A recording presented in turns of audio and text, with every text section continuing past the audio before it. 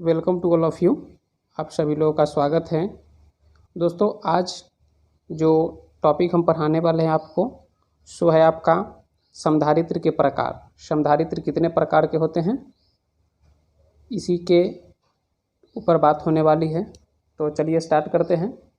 तो आप कॉपी और पेन निकाल लीजिए, क्योंकि साथ साथ नोट्स बनाएंगे तो काफ़ी अच्छा रहेगा और साथ साथ आपको अच्छे से समझ में भी आएगी। तो देखिए, समधारित्र के प्रकार यानी समधारित्र कितने प्रकार के होते हैं। क्वेश्चन कुछ इस टाइप से आ सकता है।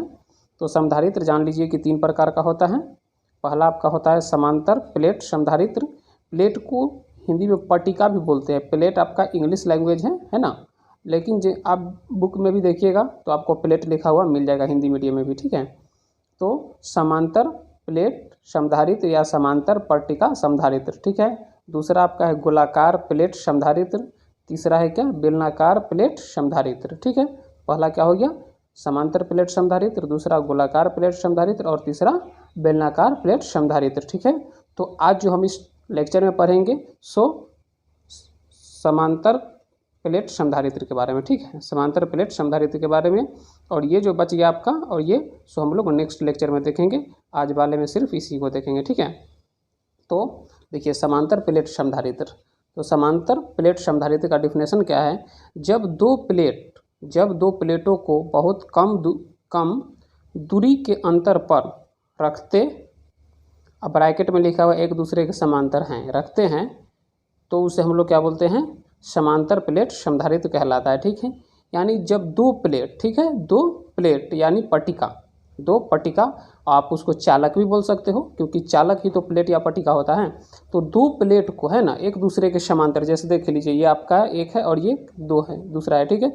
इसको हम लोग बोल देते हैं 1 और इसको बोल देते हैं क्या, 2, ठीक है। ये पहला, ये आपका दूसरा। दो प्लेट हैं, एक दूसरे के समांतर है ना, ठीक है, समांतर है और बहुत कम दूरी पर। देखिए, इतना ज़्यादा दूरी नहीं रहता है, जितना ज़्यादा दिखा रहे हैं उतना ज़्यादा नहीं रहता है, बट आपको दिखाने के लिए इतना ज़्यादा दूरी बताया जा रहा है। तो दो प्लेट जब एक दूसरे के समांतर होता है, बहुत कम दूरी, ये दूरी को हम लोग डी मान लेते हैं, है ना। जो भी दूरी है उसको डी मान लेते हैं, क्योंकि कम दूरी है तो कम दूरी को हम लोग डी से दिखाते हैं, छोटा चीज़ को डी से दिखाते हैं। तो ये दूरी है सो डी है। ये जो आपका प्लेट है सो आपका धन प्लेट है, ये आपका धन प्लेट है और ये आपका क्या है, ऋण प्लेट है, ठीक है। ये धन प्लेट है और ये ऋण प्लेट है, दो प्लेट है। इस प्लेट का जो विभवांतर होगा उसको हम लोग V1 बोलेंगे और इस प्लेट का जो विभवांतर होगा उसको V2 बोलेंगे। इस प्लेट पर का जो आवेश होगा उसको प्लस Q और इस प्लेट पर का जो आवेश होगा उसको माइनस Q। यहाँ पर इस प्लेट पर जो आवेश घनत्व होगा उसको हम लोग प्लस सिग्मा से डिनोट करेंगे और इस प्लेट पर का जो आवेश घनत्व होगा उसको माइनस सिग्मा से डिनोट करेंगे।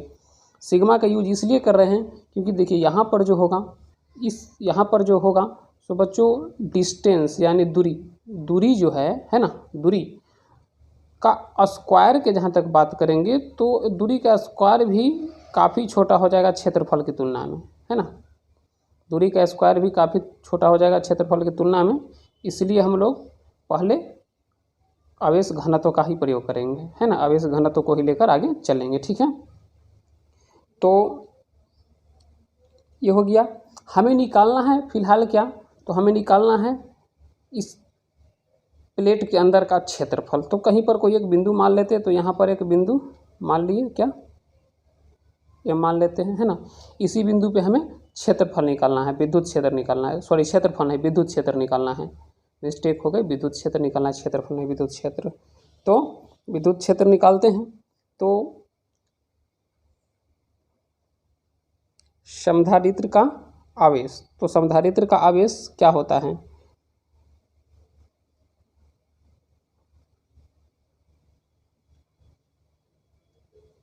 समधारित्र का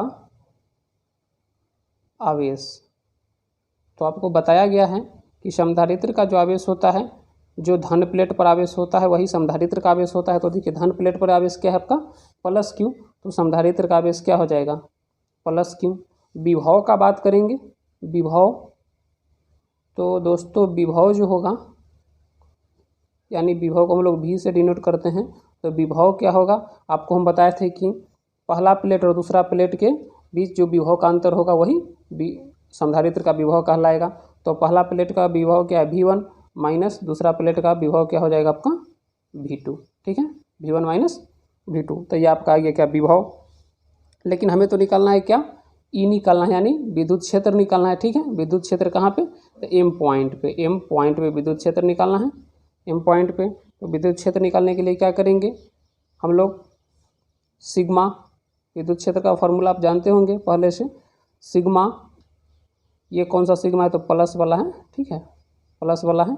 या फिर इसको सिग्मा 1 भी कर सकते हैं, क्योंकि इसको सिग्मा 1 है, इसका सिग्मा 2 बोल सकते हैं, क्योंकि ये 2 वाले प्लेट पर का है, ये 1 वाले प्लेट पर का है। तो आपका क्या हो जाएगा, सिग्मा बटा 2 इप्सिलॉन नॉट, सिग्मा बटा 2 इप्सिलॉन नॉट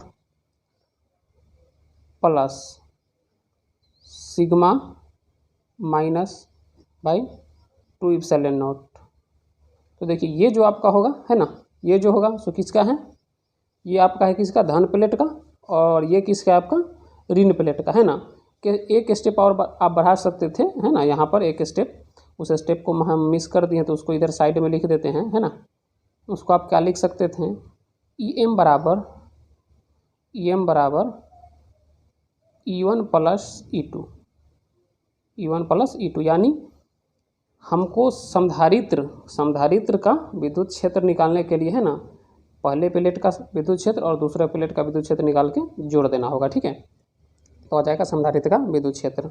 सो अब इसको क्या करेंगे, यहाँ पे क्या है आपका आवेश घनत्व। तो आवेश घनत्व को हम लोग पहले क्या करते हैं, जो आवेश और क्षेत्रफल में बदल लेते। तो आवेश और क्षेत्रफल में कैसे बदलेंगे, तो आवेश और क्षेत्रफल में कैसे बदलेंगे, तो देखिए आपको बताया गया होगा, जहाँ पे आवेश घनत्व पढ़ाया गया होगा, या फिर नहीं पढ़े हैं तो वीडियो देख लीजिएगा।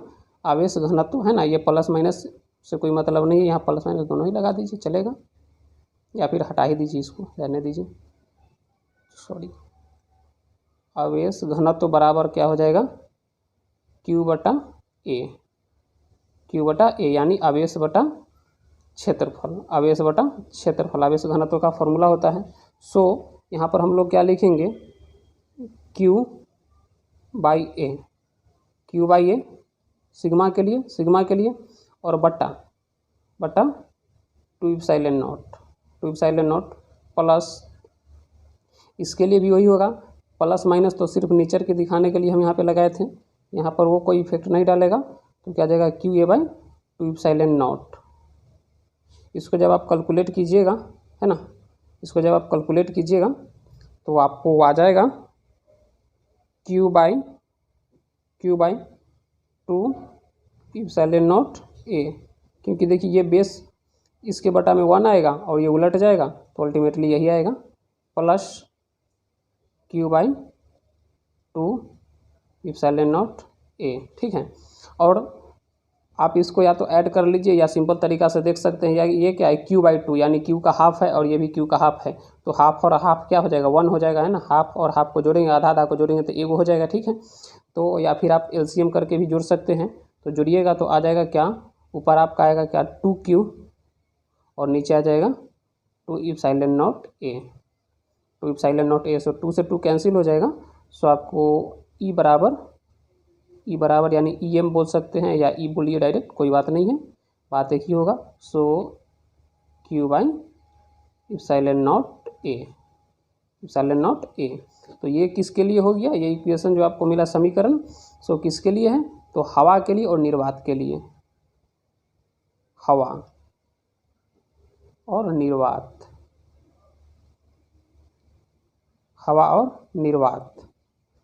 निर्वात में ये लिख सकते हैं। लेकिन वही जब कोई, मान लीजिए आपको जब कोई माध्यम दे दिया जाएगा, तो उस समय इसका जो वैल्यू होगा, मान होगा, सो आ जाएगा कुछ इस टाइप से, Q बटा इप्सिलॉन R का यूज कर सकते हैं, और ए, इप्सिलॉन R क्या है, तो माध्यम है ना, जो भी माध्यम दिया रहेगा उसका परावैद्युतांक यहाँ पे रख देंगे, माध्यम आ जाएगा, ठीक है। साथ ही आप इसको चाहें तो ई बराबर देखिए, ये Q बटा ए, फिर क्या आ जाएगा आपका आवेश घनत्व, तो आवेश घनत्व तो इस या एक इक्वेशन और भी लिख सकते हैं क्या, सिग्मा बटा epsilon naught epsilon R, epsilon naught epsilon are.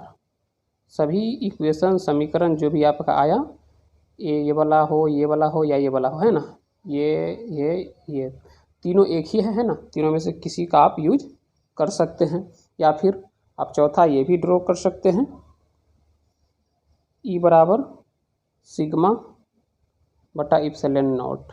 लेकिन ये कब होगा, जब माध्यम नहीं दिया रहेगा हवा के लिए या निर्वात के लिए। तो ये दो जो आपका है, ये वाला और ये वाला माध्यम के लिए है, और ये आपका जो है सो सिर्फ हवा एवं निर्वात पर ही काम करेगा, ठीक है। तो यहाँ से एक बात क्लियर होता है ना, क्लियर नहीं, आगे इसका जरूरत पड़ेगा इसीलिए एक नोट लिखा रहे हैं। नोट में आप लिख लीजिएगा, विद्युत क्षेत्र की दिशा धनावेशित प्लेट से ऋणावेशित प्लेट की ओर होता है, ठीक है।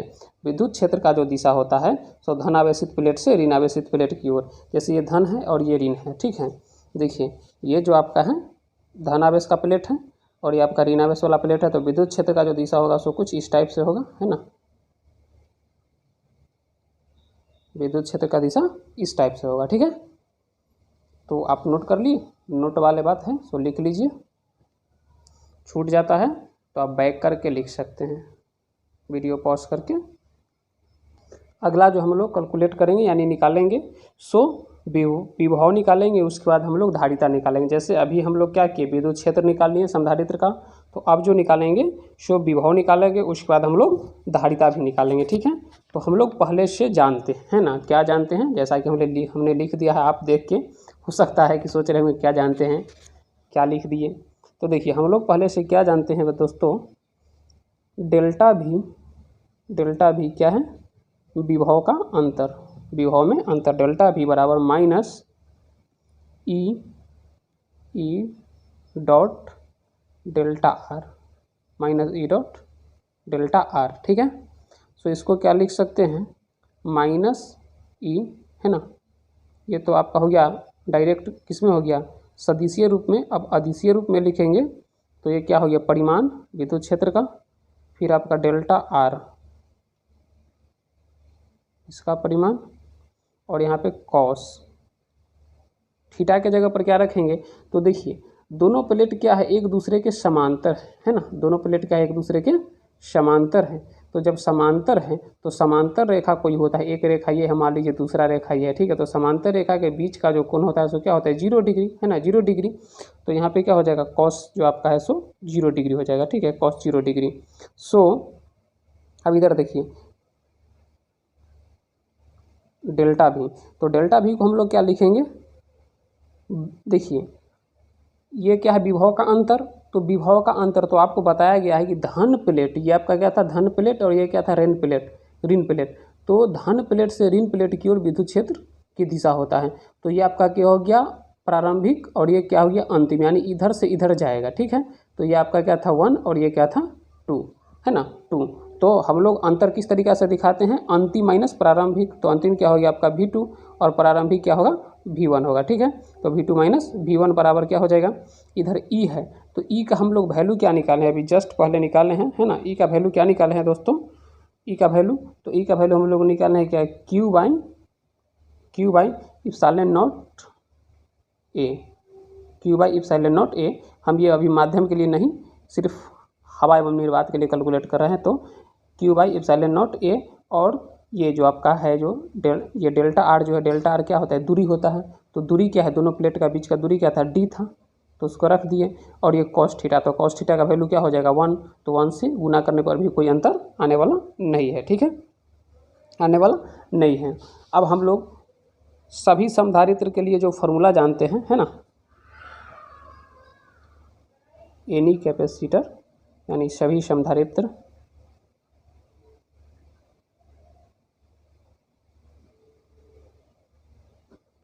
के लिए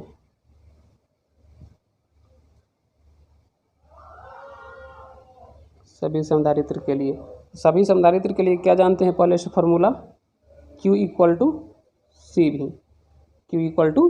भी। सो यहाँ से डायरेक्ट सी जो आ जाएगा अपना, सो क्या आ जाएगा Q/V, Q/V। ये पिछले वीडियो में भी प्रूफ करके बताया गया है ना। सो C बराबर Q तो रहेगा, और जहाँ पे V है ना, V है वहाँ पे इस वैल्यू को रखेंगे। ये जो V है यानी कि अंतर जो भी आएगा है ना, दोनों का अंतर आएगा वही विभव होगा है ना, यानी दोनों प्लेट के बीच के विभव का अंतर क्या होगा, समधारित्र का विभव है ना। तो समधारित्र का विभव जो भी होगा उसे यहाँ रखना है, तो समधारित्र का विभव ये दोनों का जो अंतर होगा वही ना होगा, ठीक है। तो ये यहाँ पे रख देंगे, समधारित्र का जो विभव है सो तो यही है, तो क्या आ जाएगा Q epsilon naught A into D, Q epsilon naught A into D. So देखिए Q से Q कैंसिल हो जाएगा, Q से Q कैंसिल हो जाएगा, Q से Q कैंसिल हो जाएगा, तो डायरेक्ट जो आपको आ जाएगा सो क्या आएगा, Q से Q कैंसिल हो गया तो इधर क्या बच जाएगा आपको, epsilon naught A by D. यदि आपको डाउट लग रहा होगा, समझ में आया होगा तो इसको कैलकुलेट कर लीजिएगा, उलट पलट के गुना भागा कर लीजिएगा, सिंपल सा है, आप इतना कर सकते हैं। तो C बराबर क्या गया दोस्तों, C बराबर जो अपना आ गया so epsilon naught A by D, epsilon naught A by D. ये किसके लिए आया, तो ये आपका आ गया हवा एवं निर्वात के लिए। वही बात करेंगे हम लोग माध्यम के लिए, तो माध्यम के लिए क्या आ जाएगा, C बराबर इप्सिलॉन नॉट इप्सिलॉन R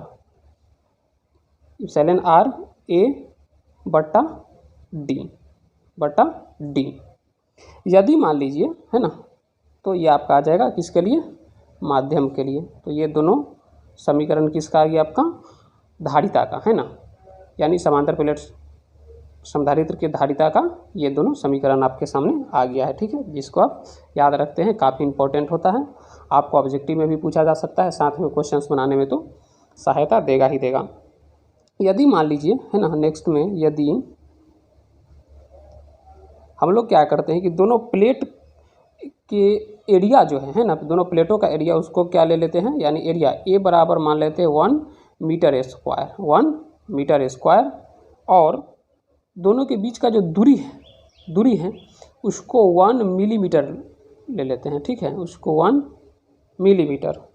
तो यदि इसको 1 मिलीमीटर ले लेंगे तो C का जो वैल्यू आएगा, तब जो अपना समधारित्र धारिता, तब जो धारिता आएगा सो बच्चों क्या आ जाएगा आपका 8.85 8.85 गुने 10 का power minus 12 coulomb square Newton